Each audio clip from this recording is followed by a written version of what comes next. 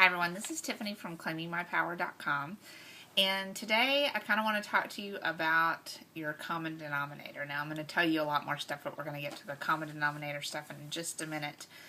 First, let me update you. Yesterday I posted about how nervous I was because I had to be honest about what I wanted in life, something I wanted, like with my trainer mentioning his nutritional program, and I didn't have at the time the courage to say I don't want to do that. I just kind of meekly went along with it and then sent like a letter later saying, you know, this is not what I want to do. So I was kind of worried about his reaction. I had to meet with him yesterday because I'm helping him get his blog up, and he's helping me with training.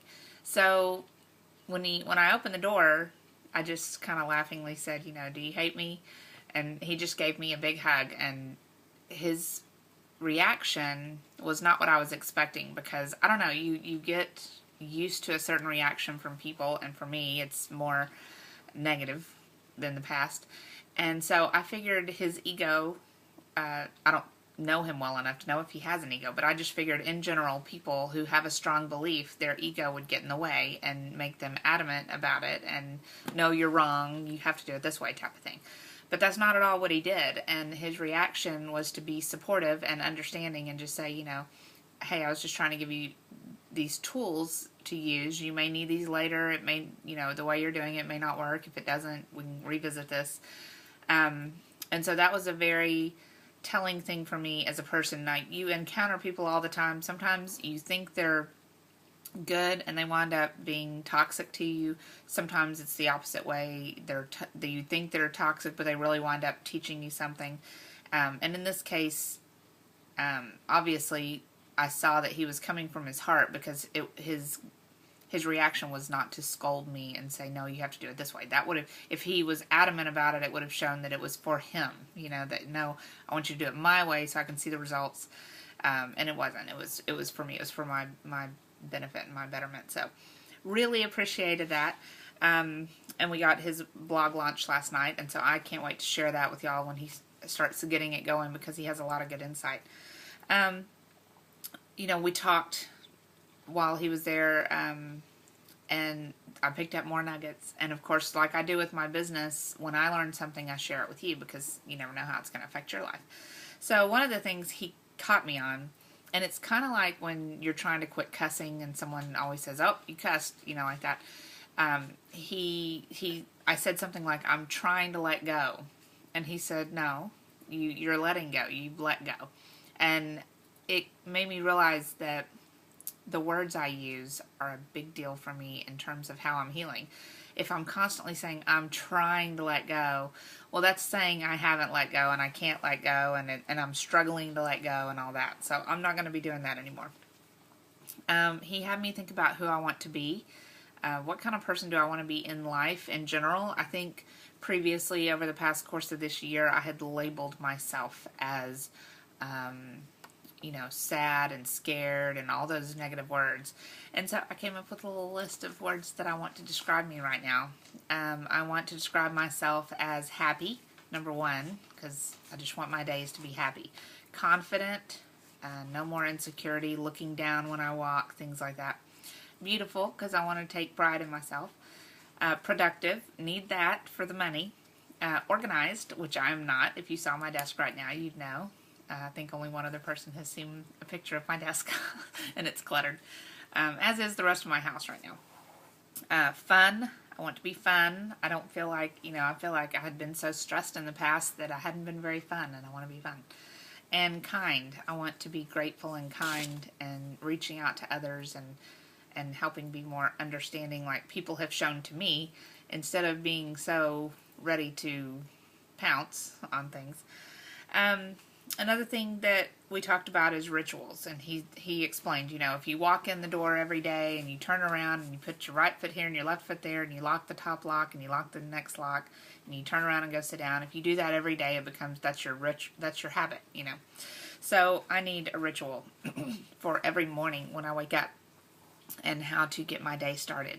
And I don't have that yet. I tried doing it last night. I tried thinking about how I was going to do that. Was I going to, do it while I'm still laying in bed, have a ritual, and thinking about before my feet even hit the floor, what I'm going to be like, or am I going to get up and look in the mirror while I brush my teeth and do so? I don't know yet. I haven't found that yet, but I'm working on finding one so that each morning I can start my day off, you know, on the right foot. I think we need to do that instead of just kind of waking up and seeing what's going to happen to set our mood.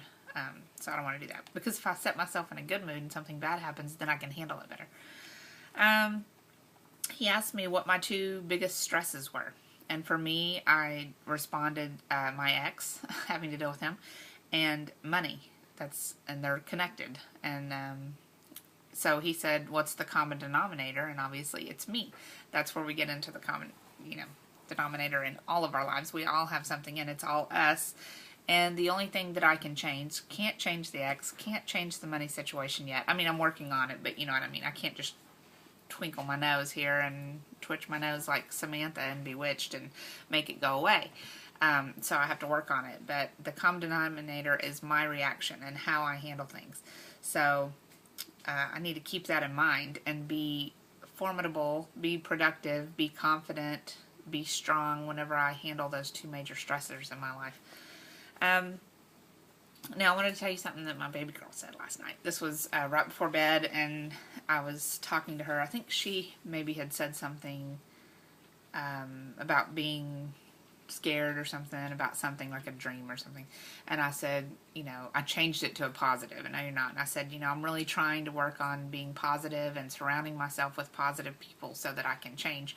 And she said, Mommy, if you want to be surrounded by positive people, the number one positive person has to be you. From the mouths of babes, right? I mean, she gets it.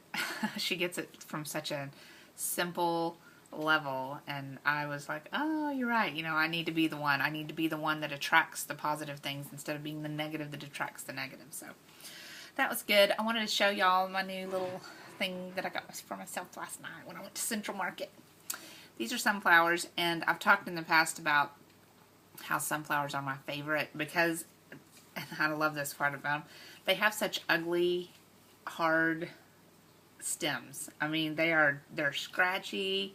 They're not thorny or anything, but they're thick, and but they make some of the most beautiful flowers. And in the past, I've always purchased or grown the traditional sunflowers. I grew them last summer. Y'all saw me do that, where it has the dark brown or black inside, and then the simple leaves, not a bunch like this. So I was in Central Market yesterday buying a bunch of fresh foods, and I saw these, and I just thought, you know what? These are, I think they're called, well, they have different names for them, like pom-pom or teddy bear. They have all different kinds of names, but I thought I would buy myself a new set of sunflowers to represent the growth and change in me, the different way that I am now. So I'm still a sunflower, but I'm a new sunflower with more little petals and things on me. A little bit of green inside, a little bit of life color in there. So I really like these. Bought those for myself and put them on my desk so I can see them. And then I, came home and I made a really good meal. It was a tri-colored pepper beef steak thing with wine and soy sauce. I never made it. It was out of Woman's World magazine. It was really good. Put it over rice. Made that and just relaxed last night. I didn't get work done, but today I'm very, very confident, very productive already. I read an amazing, what was it? It was a course called Covert Niche Authority, which is business-wise. I know this is the personal blog, but it really inspired me. It made me happy. I printed out like a little step-by-step thing for myself, so that's going to be exciting because I think this can result in some really good cash flow for me. So I'm going to do that. I'm still, I make enough to pay all the bills and all that. You're talking about over $8,000 a month. I definitely make all that to cover that, but I need the real big boost, and my income is anywhere between like $8,900 to $12,000 a month. So it fluctuates. And so on the really big months, that's good because I can get paid some of the backlog that's over the $8,000 bills.